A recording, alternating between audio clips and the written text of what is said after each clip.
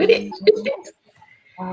Hey, everybody. Hello, hello, hello. Welcome to another episode, another educational session of Bangology. And tonight we are talking about terpenes, understanding terpene profiles. So I have the amazing Dr. Dana with us tonight. And Dr. Dana is an acupuncture supervisor. She's a New York harm reduction educator. She is the Bangology education doctor. She's just everything here to be. Okay, it's been a long day. I'm just here. I know, right? We're just here, and we're just we just want to talk a little bit about cannabis, but more specifically, the terpenes in cannabis. So let's get started. So if you missed anything, go back and watch this episode. It will be on YouTube. This episode, this training, this workshop, you can go back and watch it on YouTube or wherever you're watching it from now. So, Dr. Dana, what are terpenes? And why should we care? Just hop right in. All right. We'll just jump right in. So, terpenes are derived from plants. It's pharmacologic property that gives the flower its fragrance, really, right? So we talk a lot about CBD, and CBD is kind of like the therapeutic medicinal benefits of cannabis, and terpenes is just the flavors and the smells. So like when we smell that lemony smell or that piney smell or that fruity smell. Yes. Those are terpenes. Okay. Yeah. All right. So terpenes are, so, when you smell things like aromatherapy, plants, those are terpenes. That's what you're actually smelling is the terpenes. Wow. So terpenes are not just in cannabis or flower or CBD or hemp or THC. It's really in everything, right? Everything. Yeah, everything. So terpenes are in plants, they're in herbs, they're in tea, aromatherapy, like I said. Spices. Okay. Yep. Terpenes are all over. Wow. Okay. So I think we talked about this. And so I know some of my favorite spices, I use them because they smell so good. And some of the terpenes that we're going to talk about tonight are a part of spices as well. So, and I think one of the things, Dr. Dana, that is that I found to be interesting, as we were preparing for this, is that cannabis has health properties, but terpenes also have their own health properties. Yep. And then terpenes and cannabis together work well for the therapeutic benefits. Yeah. All right. So you get a double dose of health benefits, right? Yeah. We can get into that. Like it's specific terpenes, but we can get into it as we go through them. And we are. All right. So I'm gonna go to the next slide. So tell us about this guy. So Dr. Ethan Russo does a lot of studies on cannabis. He's one of the big researchers that when I was in the course, when I was in the cannabis course, a lot of his studies are what we kind of researched and talked about and discussed when it comes to cannabis and cannabinoids and neurotransmitters and all of his studies. So Dr. Ethan Russo, he's I think he's over in the UK, but he does a lot of work with THC, CBD, cannabis, and the effect that it has on the body. So he does like a lot of research with aches pains. He did a big one with I think Crohn's disease or those gut issues, Okay. and how cannabis was really helpful in that arena. So yeah, he does a lot of does Right. does a lot of research with cannabis-based medicine and different diseases and what's the other word I'm looking for? Not disease, diseases and you know what I'm talking about. Yeah. Well, and as we were preparing for this, I looked a little deeper into him, and he really focuses on the terpene aspect of cannabis. So he's a leading researcher, and I think you're right, he is in the UK, but he really talks about the terpenes. So I'm so excited about jumping right in. Folks, if you're watching this slide, he talks about that terpenes can inhibit the psychoactive effects of THC and increase the therapeutic index of THC to increase the potential for the medicinal part to open up for pain, inflammation, depression, anxiety, all of these things. So, so that's why we're talking about terpenes today. The terpenes make the cannabinoids easy to bind to the receptors. Yeah. Wow. And if you are like receptors, what is that? Go back and watch. Go back and watch the training that Dr. Dana did on how CBD and basically cannabis works in the body. So you ready, Dr. Dana? I'm going to jump right into our first terpene, and it is limonene. Is that how you say it? Limonene? That's how I say it. Okay, well, that's how I say it. I'm gonna assume that's how. I mean, I don't know. I've been calling it limonene for a couple years now, so I'm not gonna even tell you what I've been calling it. We're gonna go with what you calling it. Limonene is the citrus, the citrus common to the citrus fruit, right? So it's also the second most widely distributed terpene in nature, not just in the cannabis plant, but in nature itself. It's highly bioavailable, and so that means that your body metabolizes it very quickly because that's what bioavailability is for those who are not science nerds like me. So the limonene in the terpene limonene helps your body rapidly metabolize the terpene when it's paired with the cannabis. So studies showed, and I think this may have been a study by Dr. Russo actually. Study shows that the citrus oils in mice in clinical studies with patients suffering from depression suggest that limonene is a powerful anxiolytic agent. There you go. Anxiolytic. It's a mood elevator. It's really just it's a booster. It helps to reduce anxiety and depression. And I don't think you have this on your slide, but it's also another. It has a therapeutic property to be a digestive aid. There we go. Did you have that? I don't know. I went to the next slide. Oh, breast cancer cells, yeah. Oh, and treats GERD, so as a digestive aid. Okay.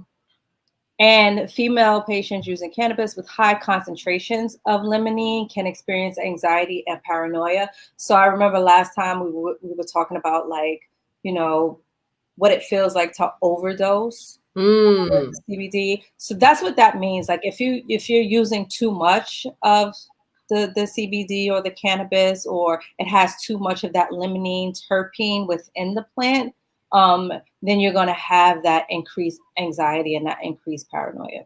Wow. So Dr. Dana, I did some additional research because we're both research nerds, right? And so folks, if you're like, okay, well, what strains can you go for either on the THC or the CBD end? I can answer that question for you. So you want to go for wedding cake, MAC, or do-si-do.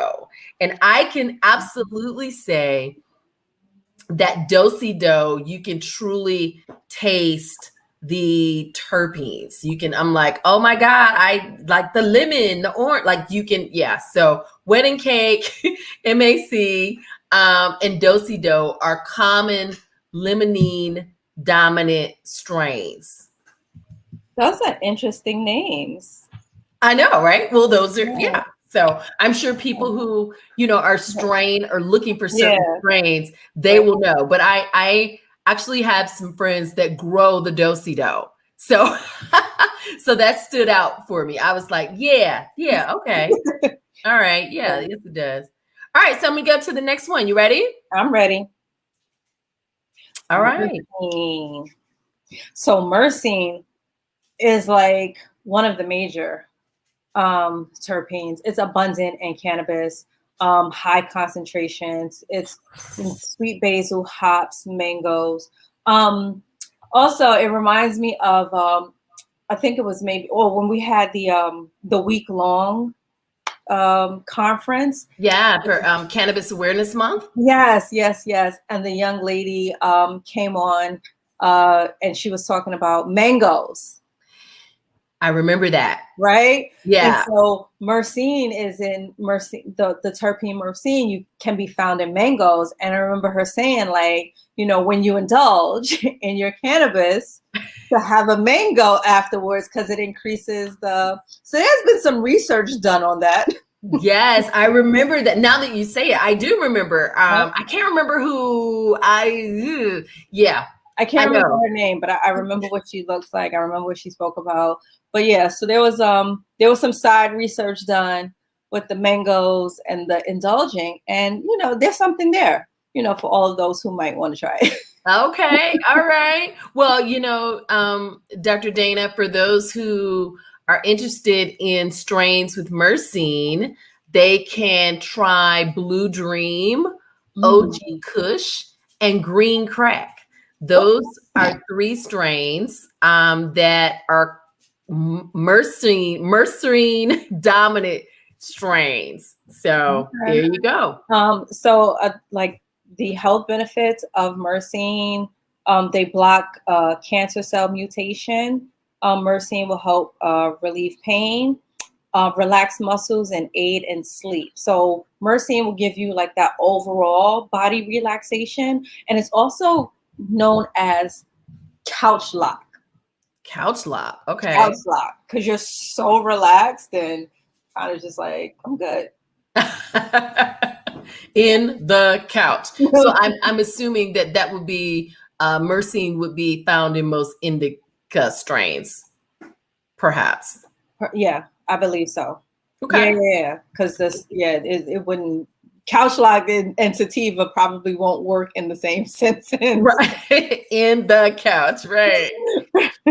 All right. Okay. So, guys, if you're just joining us, we're talking about terpenes tonight. If you are, put your questions and your comments in the chat, we'll get to them when we go through these slides.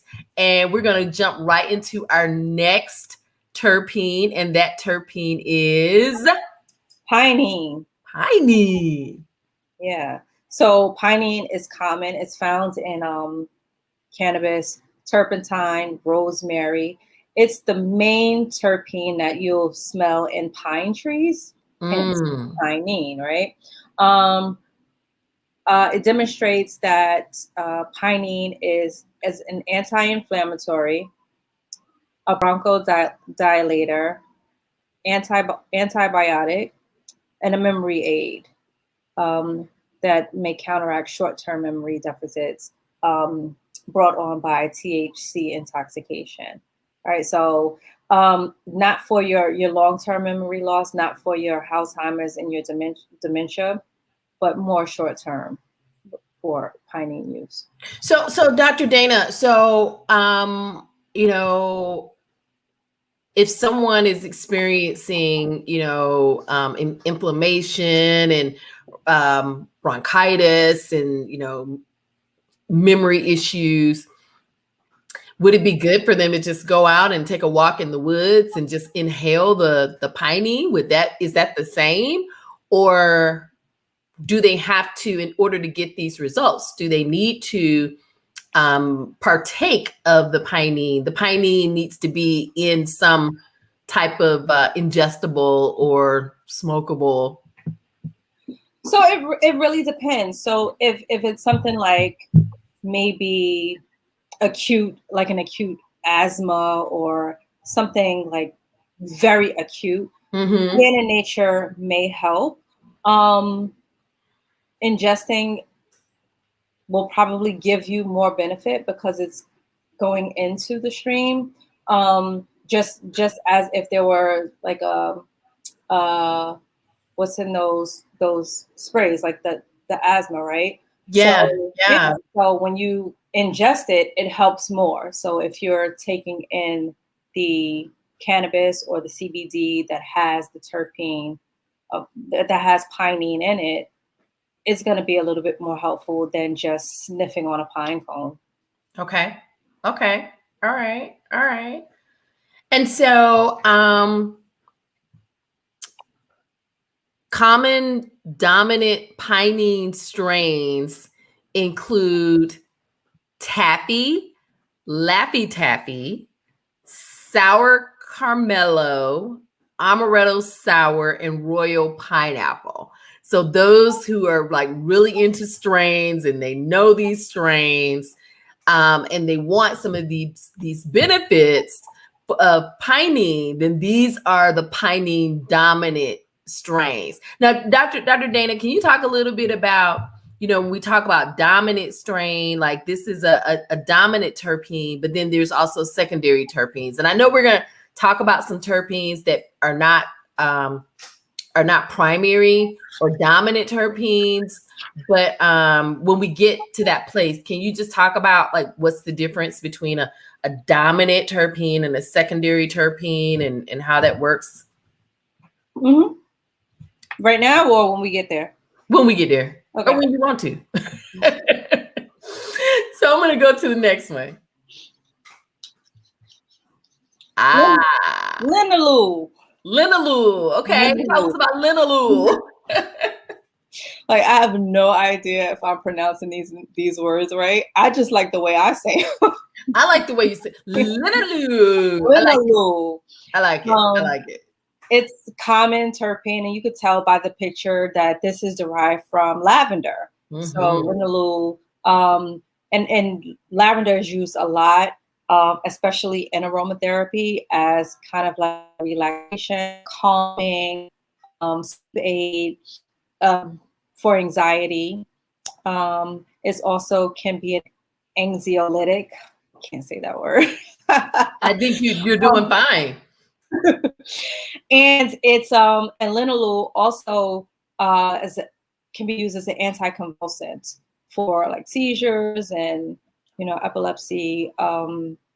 That's the strain that they use to treat. That's the terpene that they use in some of the cannabis strains to treat like the epilepsies. So is it in?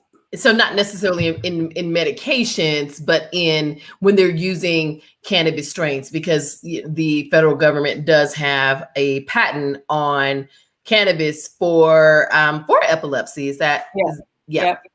I think it's dronabinol or something like that, or Epidiolex. One of the two. Okay. One of the two are the strains that they have marketed for epilepsy. Okay. And linalool is also a sleep aid too, huh? Yes, it is. So it's because it's a relaxant. It's also a relaxant. Now, not as much as the Mercene is. You won't be locked down on the couch as you would with the Mercene, but the linalool does have a relaxing, calming effect that'll kind of help you ease your mind and settle yourself so that you can sleep better. Okay. All right, guys, we're talking about terpenes tonight. And, it's really important that if you, Bangology and the Renewing Extract Wellness, we are really focused on wellness. And if you're using cannabis for wellness, it's really important to know how it works in the body, how to dose it. We're going to bring somebody in to talk about how to actually dose it. and how to actually use strains to help you with your sleep, pain, or anxiety issues. And so that's why we're breaking it down. We're breaking the leaf down. And, Dr. Dana, one of the things that I found is that people who have smoked recreationally or adult use for so long, they know that it helps them, but they don't know how. They don't know how. They don't know. They don't know how to break it down. They don't know the different components of it. And so I believe, and I know you are is important to you, that as people, the cannabis industry continues to grow and expand, that it's really important for people to understand what they're taking, what they're putting in their bodies, how it works, and if it's not working, why it's not working. And so so that's why we're talking about terpenes tonight, and we're going to keep it moving right along to this next terpene, and I hope Dr. Dana can pronounce it. Here it is. Carophyllene. Ah, all right. Carophyllene, or it was once known as beta carophyllene as well. I think they shortened it. Yeah. So carophyllene is the terpene responsible for spiciness. Black pepper, the spiciness in the black pepper. It's produced in cloves and hops, rosemary. You find it in cannabis. Carophyllene, also, which is not on the slide, but carophyllene binds to the CB2 receptors, which is why it works well as an anti-inflammatory. But I jumped ahead. So carophyllene is the predominant terpene in the extracts, in the cannabis extracts, especially in extracts that are processed under heat for decarboxylation. Okay. And we know decarboxylation because we have to decarb the flour in order to cook with the flour. Yep. So we practice decarbing on a number of occasions. Absolutely. Absolutely. Yeah. So carophyllene is an antioxidant, anti-inflammatory because it binds to the CB2 receptor, anti-cancerous, anti-malarial, and it can produce anesthetic effects. So it really has quite the following. and I hate that I don't have any particular strains to share that have carophyllene. Right. Do you? Yes, I do. All right.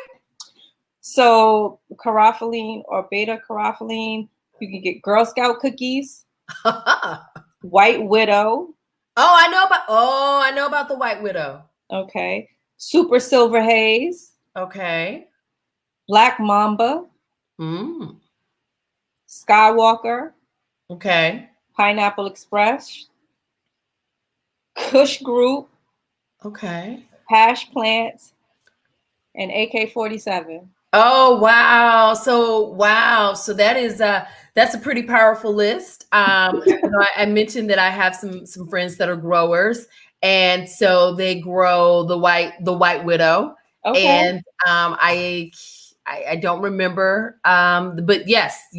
So now I will be able to educate them that it has carophyllene. This is where your phonics really comes into play. Carophyllene. All right, we're gonna go on to the next terpene, and here we are. Humaline. All right. So Humaline, one of the predominant terpenes in can't say this, Humulus lupulus. Humulus lupulus. Okay. All right. Sounds good to me. I like it. I like it. Common hops. Is where it gets its name. It's also found in cannabis, sage, and ginseng. And so, before you go on, so hops. We know hops. Hops are used in beer. Yeah. And I don't know. I just know about hops being used in beer. I don't know about wine. But if you are a beer drinker, or especially, I know a lot of these breweries use hops, then Humaline would be one of the terpenes. If it has a smell, an aromatic smell, then it's the Humaline is what you're smelling. Yep. Like most other cannabinoids, powerful anti-inflammatory and analgesic. Also, this one is also an antibacterial too. I don't know if you have that on there. Humaline is, and yep. It also displays anti-cancer properties, unique because like THCV, which we talked about last time, right? It acts like an appetite suppressant. So really good in weight loss treatments. So if someone's looking to lose weight, they want a strain that has Humaline in it. Wow. And you know, we've not talked much about THCV, but just in talking with some manufacturers recently, you know, that's the next big cannabinoid because it does have weight loss properties or appetite suppressant properties, if you will. You mentioned that it's an antibacterial. Absolutely. The antibacterial properties of Humaline have long been known. They've been used in folk medicine. There was a 2006 study that looked at the essential oil of fir trees and found that Humaline was one of the compounds in the oil which fought bacteria infections. So I thought that was pretty interesting.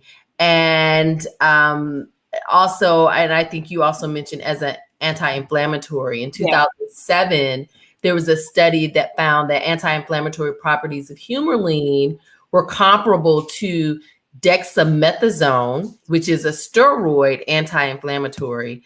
And in 2008, there was a study from Brazil which found that Humaline possessed both topical and systemic anti-inflammatory properties, and also found it to be an anti-nociceptive, meaning it also has analgesic properties. Why didn't it just say that then? I gotta use all these big words. I know. So that's Humaline. I'm stopping right there.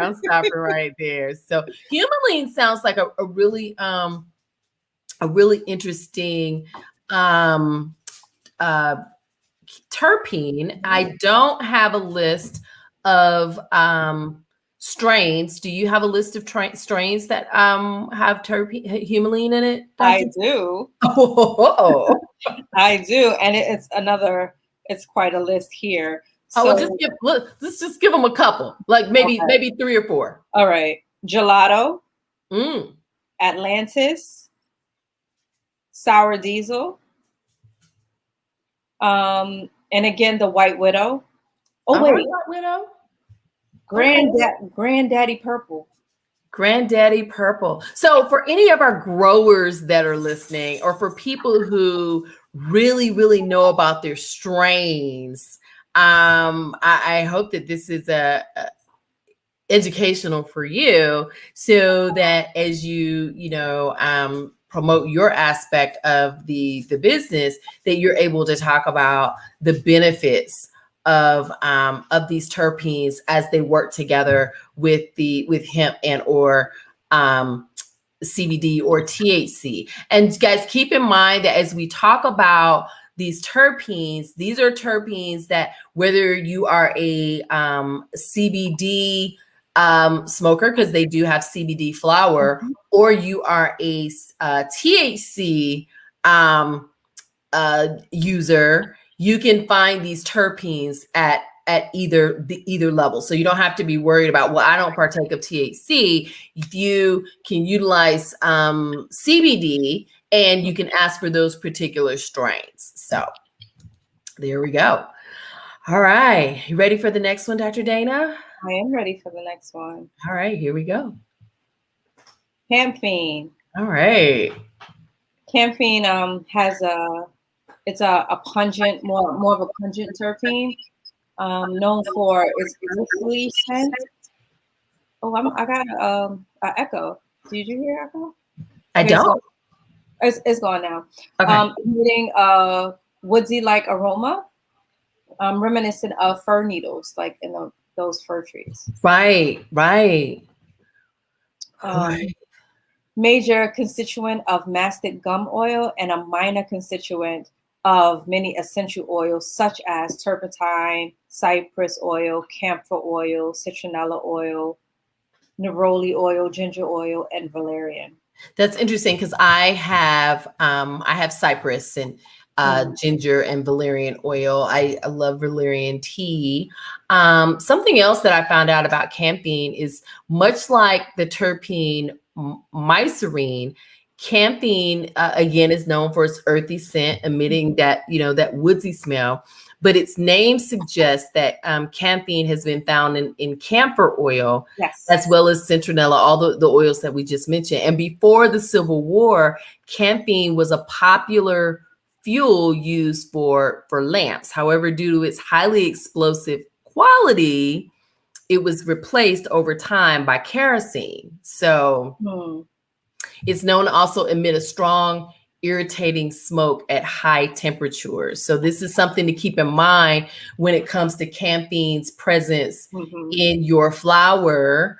Although it's non-isolated, small amounts of campine in a cannabis strain is considered safe, but you want to be mindful of that.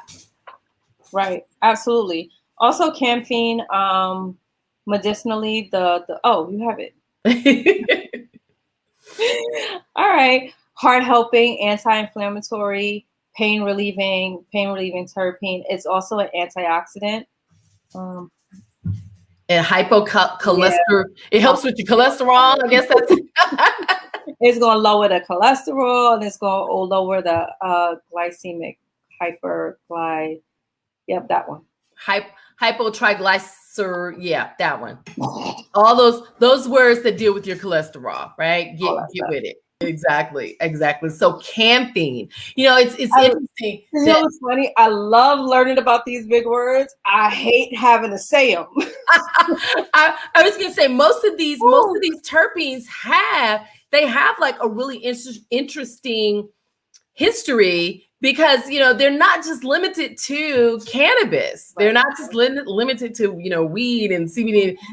They're in the world, right? And so when you take these amazing aromas and you can utilize them in so many ways. So if you use essential oils, you can also use these. I know I use lavender all the time. I have a box of essential oils and I usually have them on my desk, but I don't tonight. But you would get pretty much the same effect. But when it's combined with the cannabis strain, we look out. So Dr. Dana, do you have some strains for us for campine for the vote? I do have some strains for campine. OG group, Kush group. This is interesting. Truffula tree. Oh, okay. Truffula tree. Strawberry banana. All right. And black mamba. That's the second time we've heard about that black mamba, right? All right. We're gonna go on to the next one, and this one is an interesting terpene because it's the first one that I saw in the research that is floral. Osamine. Osamine imparts a sweet, floral, flowery, smelling, woody scent. It's present in many strains. It's one of the dominant strains of cannabis that's rare. So I can switch gears a little bit and just talk briefly about primary and secondary strains. Okay. So the primary terpenes have a major influence on how the plant looks, how it tastes, and the aroma that it gives off. And then your secondary terpenes are underlying substances that add depth and layers to the plant's features. So primary terpenes is more like taste, smell, and secondary is more aesthetic. Okay, well, that's good to know. Yeah, that's good to know. Okay. Yeah. So Osamine would be a primary strain. Okay. All right. Osamine is found in a wide variety of plants, hops, kumquats, mangoes again. Basils. I liked mangoes before, but I like them even more now. I know. Bergamot. Your lavender again, orchids, and pepper in varying quantities. Wow. Osamine is used in the perfume industry due to its sweet floral scent, its aromatic profile, and produced as a defense mechanism in response to insect predation in some plants. So yeah, so sometimes the osamine makes the smell so powerful that the bugs kind of stay away from it so that they don't, you know. Well, I need some of that because mosquitoes love me and I don't love them back. So I need to get some osamine. So Dr. Dana, I've got some osamine dominant strains. Oh, wait. Yeah. So we didn't talk about the therapeutic benefits of osamine. Go ahead. Go ahead. Really quickly, osamine is an anti-inflammatory. Yes. It's an antioxidative. And it will inhibit key enzymes connected to type 2 diabetes and hypertension. Okay, break that down. What does that mean? So it's going to, with the receptors, and see previous about receptors and how they work. But so it's going to keep the type 2 diabetes and the hypertension lowered, basically. So it's going to inhibit those enzymes that kind of increase the hypertension, increase your blood pressure, those enzymes that work hard to increase the sugar. This osamine is going to inhibit that, so it's going to keep it at the level that it's supposed to be. And a hooray for that! A hooray for that! So with that being said, let me tell you what those dominant strains are, so you can rush out and see your bud tender right now. So Harmony Rose and Pink Lemonade. Osamine is also found in Golden Pineapple, Dutch Treat, and Dream Queen. So those are strains that contain osamine, and if you are diabetic, if you deal with hypertension, this would probably be a strain that you want to partake of in some way, shape, or form. Yes, Dr. Dana? Yes. All right, here we go. Terpenoline. What you said. I was calling it terpenoline, but I like your pronunciation better. Well, I mean yours is probably accurate. So so this one is another common strain, usually found in very small amounts.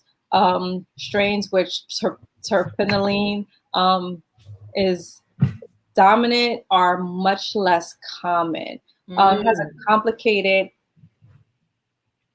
organoleptic profile with a nose described as being woody, herbaceous, yet floral. So it has like that kind of like that. Dang, I can't think of a plant that's like herbal and floral at the same time. Lilac. There we go. Yeah, lilac, tea tree, apples, cumin, nutmeg. Oh, it's there right in front of me. Of course. There we go. Studies in mice have shown that inhalation of terpenoline produces sedating effects. It also exhibits an anti-cancer and antioxidant property. Wow. I also found that terpenoline, they're doing research now exploring terpenoline's role in avoiding coronary heart disease in concert with other antioxidants. So that's some research to kind of be on the lookout for. And then common terpenoline dominant strains include Jack Classic Haze, and that's Just Jack, Classic Haze, Super Lemon Haze, Oh, Train Wreck, and Dutch Treat. So those are your terpenoline dominant strains. got it. Got it. I hope you guys are really getting this. I really, we really enjoy kind of researching these strains because if you're new to cannabis and new to cannabis, new to CBD, new to THC, wherever you are on the spectrum, if you again want to get a really good idea of how can I get the most out of my product, how can I get the most out of my product, if you are choosing to partake it by inhalation. Now, Dr. Dana, you know, I know a lot of people, they really prefer edibles over inhalation. Mm-hmm. Mm-hmm. However, you can still get the benefit of these terpenes if you utilize a flower that is has dominant strains of these terpenes, and you would decarb it and you know prepare your oil or your butter and in preparation to put it in whatever you're cooking, and then you can also partake of it and reap the benefits of it that way as well. Yep. You can also, I think someone else mentioned this a couple of episodes ago, and something that we were doing, that you can actually put it in, you can make a smoothie out of it, your flour. Yes. Yeah. So you can do that as well. If you know, not ready for cooking and decarbing it in that process, you can just throw it in a smoothie or juice it. Right. Try it at home. Try it at home on the weekend first. Just to see how it's going to affect you. After you run your errands. After you run your errands. Absolutely. So I'm going to go on to the next terpene. The next terpene is Eucalyptol or I'm gonna let you do that one. Eucalyptol. We're gonna stop right there. Eucalyptol, right? And I got a lot of information on Eucalyptol, so I'm gonna let you go ahead and take this first one. All right. So it's not included in the top 10 list, and I don't know if we even mentioned at the beginning of this how many terpenes there are total. Oh my God! No, we didn't. We didn't, right? So one reference I was looking in said that there were about 120, and then another reference I was looking in said that there was about 200. So there are a lot of terpenes. So we're not even scratching the surface this evening. We're just talking about the most, I guess, the popular ones tonight. Right? So Eucalyptol is a popular one. It's not the top 10, but it is another important one. It has a distinctive component in some strains.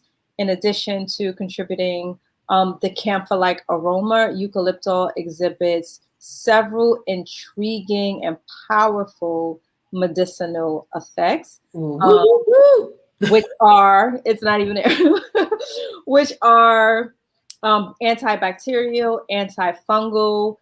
Eucalyptol, also like eucalyptus, so you can use that as an insect repellent. Scientists also suspect that Eucalyptol may help lower blood pressure, and that's just a few. Oh, there it was. Okay. All right. Sorry, I skipped ahead. You want to go back? No.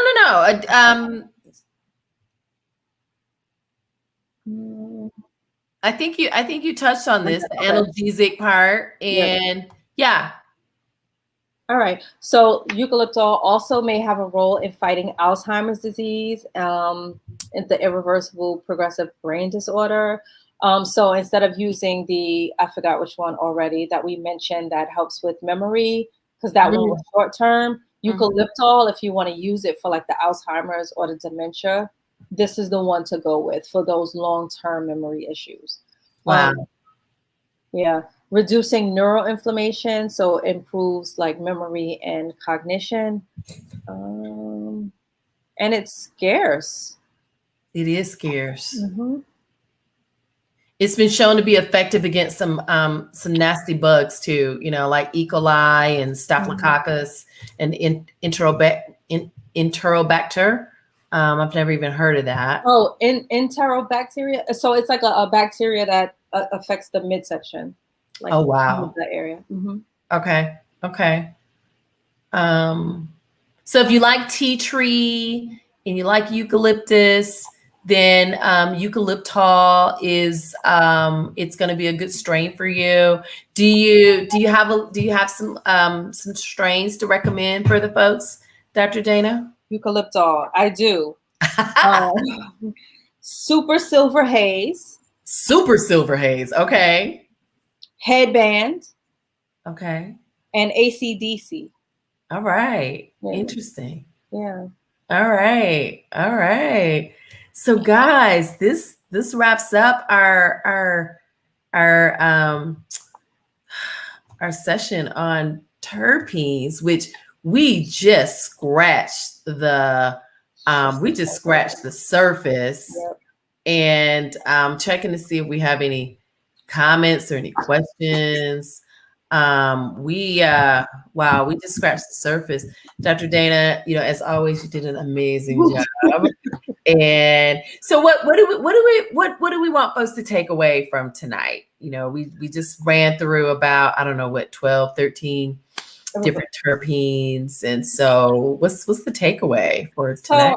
I mean, the takeaway, as always with anything that we do, is really just be aware of what you're taking, and know what it's used for. This is one thing to just go into the store and say, I want triple haze just because I heard, somebody say it was good and it did this for them. Everybody is different. Everybody responds and reacts different. So we tell you these things to let you know exactly what it helps with. So, of course, there are quite a few that may deal with the same issue, right? There's quite a few that may deal with inflammation, but those are the ones, if it's inflammation that you seek to address, stick with those strains, those terpenes, those cannabinoids that we talked about before, stick with those. Try those out first. Find one that works for you. So that's the takeaway. We just want to educate you on what it is that you're going to be using or what you are using. Oh my gosh, my cousin's here. I was getting ready to say, Tanya Moore Murray says, great job. She said, great job. So yeah, really, we just want to educate you about what you're putting into your body. And so I think that that's why we do what we do. And that's why we do all the research for you, just to kind of make it easy. So you're just not going like, hey, I want sativa or I want indica, thinking that that's an actual strain. Like, so, and that I'm so glad you said that, because I just attended a Women in Cannabis conference, and so often, people will say, well, I tried CBD, it didn't work for me, or I tried, the THC doesn't work for me. And that's why I think it's so important to, we're working on getting somebody to come in and talk about dosing. Oh, I can't wait for that. How to actually, micro dose. And, there's a big difference when you're using cannabis for wellness as opposed to recreationally or adult use, which is the term now. If that's you, that's your business. We always say that's your business, but our focus is on wellness. And for people who our target are people 40 and over who want to know how to deal with sleep, anxiety, and pain, and maybe some of these other issues that we've been addressing tonight as it relates to terpene. When you can find a strain that the terpenes work for your issue and that particular strain works for your issue, hey, that's the Midas touch right there. You should be feeling pretty darn good. Really good. And the key is to get the relief, right? Right. Get the relief, and then you're not just jumping around buying product. Right. And then believing that nothing works because you've tried X, Y, and Z products and it didn't work for the specific issue that you were seeking to address. So. Absolutely. Well, Dr. Dana, I'm going to tell the folks how they can, they needs to try out the Bankology products. We got that Delta 8. Yes. And Dana's mom is taking the Delta 8. Yes, she has. So, and she really likes it. So we've got the Delta 8. You can try it.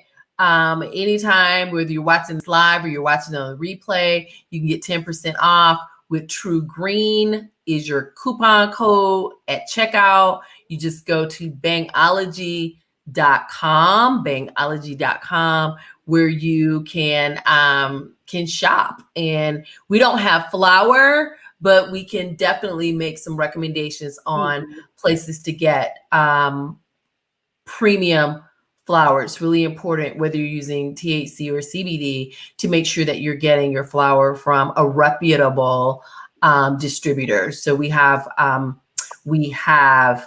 references for you, recommendations for you. And so, but we've got gummies, we've got pain rubs, we've got wellness products. So check out our store. Again, you can use the code True Green at checkout on anything in the store. And we've got that Delta 8. So be sure, if you live in a state where you can't purchase Delta 8, it's gonna have it on the website. And then call me. I can make some recommendations for you on what I would recommend for you. So Dr. Dana, any closing words?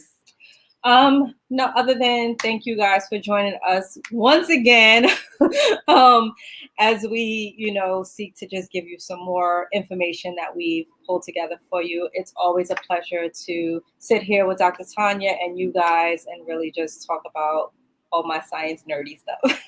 Oh, we love it. We love it. So thank you, Dr. Dana, for being here tonight. Thank you guys for watching this, whether you're watching it on the replay or you are watching it live. Thank you for joining us. Leave some comments in the comments section. Let us know how much you enjoyed this. Make sure that you visit our store, and we'll see you next month. Next month, we are going to be talking about, and Dr. Dana, I'm working on this, cannabis is opening up. I just saw a map now with the new cannabis designations, right? The new cannabis states, and so it's time for us to start talking about cannabis in the workplace. Ooh. And so I'm excited about that because it intersects both of my worlds. So I'm in the professional development space by day, by night I'm in the cannabis space, and I'm always working. But I'm looking forward to intersecting both of my lives because, here we are, we're in COVID. That doesn't seem like it's going anywhere, and people are stressed and they're leaving their jobs, and they want to find some relief, right? And so here's where we get into buyer beware. Buyer, understand what your employer issues are, regardless of what the state law. So we're working on that. Don't get me all wound up, because there's a lot of stuff. So we're going to be talking about that pretty soon. And I know we're going to be, Chef Alex is going to be coming back. Yay. Bringing in Dr. Oh God, we got so many people that we're going to be bringing in for you guys. So stay tuned. If you are not following us on social media, we are Bangology everywhere. So go and subscribe. Hey, if you're watching on YouTube, go ahead and subscribe to this channel. Click that like button, and then make sure that you also like us on Instagram and Facebook. Join our community on Facebook, the Bangology Cannabis Society, and we just, we have a lot of fun there. So thank you so much for joining us this evening. Thank you, Dr. Dana, as always, and we'll see you next time. Until. See ya.